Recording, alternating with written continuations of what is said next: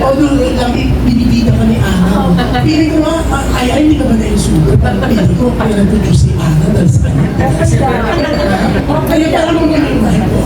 Okay lang. Love ko si Chichi. Napakabait niyang bata. Love ko siya. Tsaka vibes kami. True, pareho kaming maharot. Nung una bang, Nagkakasundo kami. nung nalaman mong kasama siya sa movie na to, hindi mo ba inisip na mag-ina kayo? Hindi. Oo. Malinaw naman. Malinaw yan kasi medyo yung kanya medyo full blown. Akin half blown pala. So, oo. Siguro auntie, pwede. Ate. Oo. Kasi half lang. Pero pag nanay, hindi mo na. Ate-ate. Diba, Chi? Yes, kaya ate-ay ko din. Pero cheap yan, super flex kasi si Ana eh. Iba, nung kita ko na nakilala dahil sa mga posting niya, nag-release talaga siya because of you. Hindi naman po siguro. Kasi po parang nanay ko na po talaga si Mami Ad. Although lahat naman kami Mami tawag namin sa kanya. Na-meet ko siya sa Delmo sa restaurant niya way back 2018. Kasama din si Ines Generation.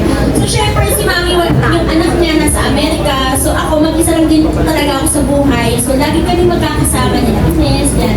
So kahit sa pumunta si Mother, tsaka ayoko naman magsasabahay na naka-depress. So lagi kami magkasama hanggang sa gumagawa na rin kami video together, nakakatawa ko siya. So siguro naging way na rin siguro na ginawa niya yung movie para makasama. Nasa ang boyfriend ng boyfriend. Nasa kulog. Hindi ko talaga sabihin. Di wala, lang yun natin ay. Just di mo pero usapan natin kanina, baka marigin. Hindi, jowa niya po nga sa binibig. Aura-aura lang yun. Tanungin ako ano kaso? Murder. Ay, totoo yun na. Uy, baka mamaya kaloko sila. Hindi, honestly, totoo yun. Hindi, aura-aura sila. Hindi kasi yung negosyo ko kasi ngayon is live streaming. So, mahawak ko ng mga tao na nagla-live. So, hindi ko naman pigilan na, alam mo naman, marupok ka ganyan, ate ay. Hindi ko naman akalain yung narupukan ko, nakakulong pala. Pinilawan ko dito, di ba? Aura lang naman. Tsaka dalawa po yun. Pareho din nakakulong. Uy, nung una, nakakulong din. Akala ko nakawala na ako doon. Kung namin ko to, uy, Chichi, do you know where I am? So, where are you in the condo? No, I'm at gym. Diyos ko, hindi na ako naman. Hindi na ako. Ayoko ba? Sa live streaming, ang dami mga katulog. Oh, wish ko to. Ang mga nagkakamusis mo, mga kaibigan. Ang gwapo. Sumurigay talaga ang case.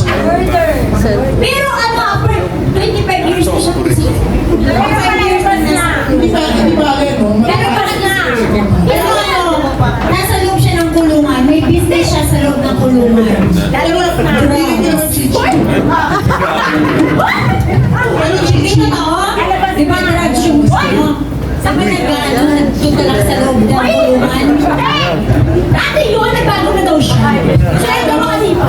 Nakalaya naman. pero piling ko, Chichi, hindi ka na matatakot siya. Siyempre, no, lagi kami dalawang sandatan. Ibang bansa na sa Amerika. Apam. Oo. Kaya wala dito sa Pinas kasi. So, bala ka na Sabi daw makakalaya daw this year. Sabi? Oo, ma'am. Kung hindi naman, nag-drugs eh. Ay, Paano makakalaya? Dinadali talaga nila. Wala na negosyo. Pray yan. Pero ano siya, black siya na buwan.